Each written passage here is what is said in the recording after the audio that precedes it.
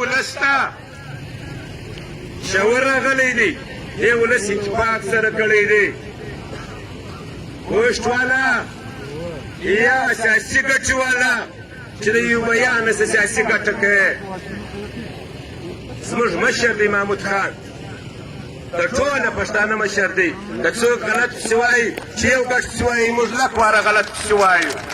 زموږ لپاره مشر چې څوک یوه خبره غلطه کوي موږ لک واره غلطه پسې کوو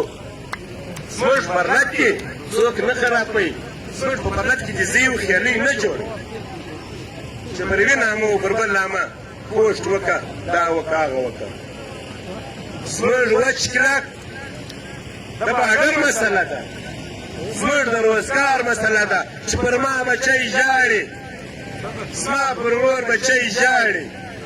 زما مور خور بې عزته کېږي پنجابی ستا قدر هم نشته راسره ستا مور خور دې بې عزته شي ته هم لاړ شه د انډیا پورې ته موږ ته وطن پاکستان نه پرېږده پاکستان موږ سنبالوای شو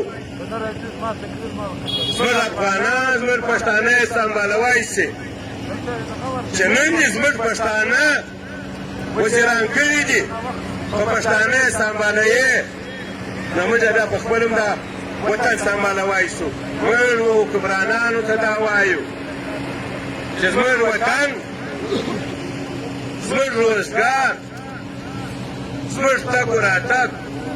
ښه په خوشحالي لکه ښه عزت به دې خلکو ته ورکړه که عزت نه کې ور زموږ و پښتانه ته زموږ و ورور ته په بې عزتیا وګورې چې زموږ د اووه کاله و کشه ته به بې عزتیا وګورې ستا و بلګېډیر ته به موږ په بې عزتیا ګورو ستا بلګېډیر ته به موږ چپه ګایېږو بیا به غلطي ورته کوو دا دستخطونه پراته دي زموږ د زاړه پرلته سره زموږ سره دا معاهده سوې ده چې در کندهاره او در پټې پورې زموږ ورونو ته به اجازه یي ولې سپي زبان نسته ولې سپي پښتو نسته موږ وطني ته دا وایو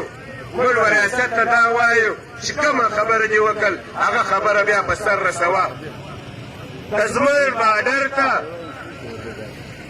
کاغذي تذکره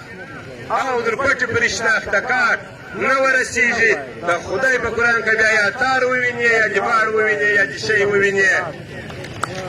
پر نورو بهادرانو باندې و خلکو ته دې روزګار ورکړی دی د خلکو بله کو تعداد یې ورکړی دی زموږ د بهادر روزګار دي و بل ته استولی دی دلته به موږ د روزګار ستا پلار راکوي دلته به موږ د تګ و راتګ ستا